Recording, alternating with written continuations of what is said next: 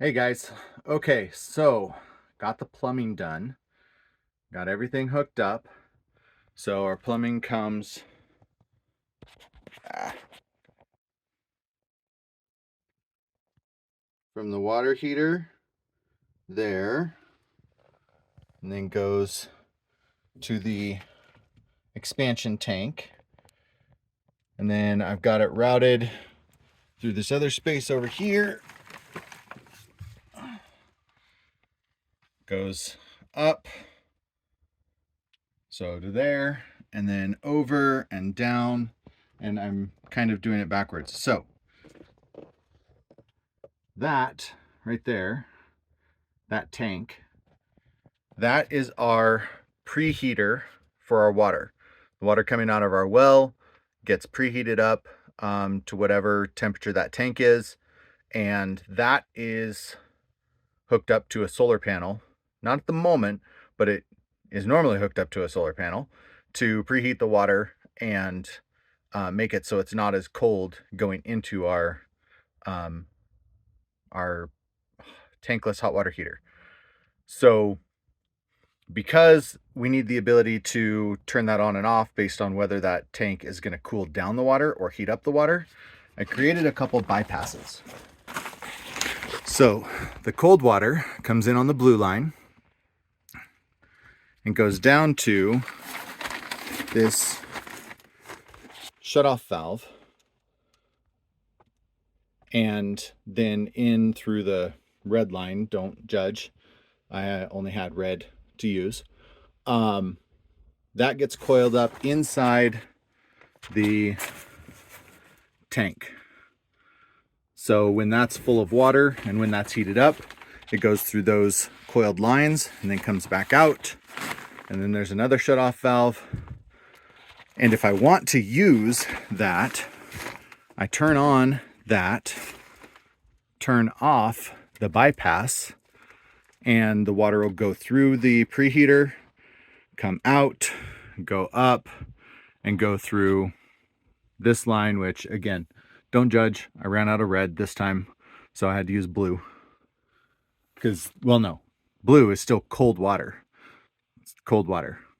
Quote, quote, yeah. So then the cold water goes into the tankless hot water heater. So if I want to bypass that, I basically turn off the valve there, turn off the valve there, and turn on that. And then the cold water comes through, up and over, and just goes to the tank. It bypasses the preheater completely. So that took me a little while to wrap my head around getting that done. But basically then the hot water comes through the red line and goes back over to through the wall. I'll show you what's on the other side of that in a second. But basically got all this done, got all this hooked up. Now I need to we got the propane company to come out and put in the pipe that services the propane. The pipe comes through the wall over there and then also goes up through the wall over here, and that's where we'll have a propane dryer at some point.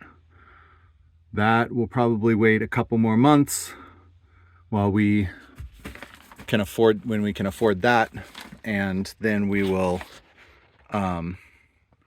get that installed.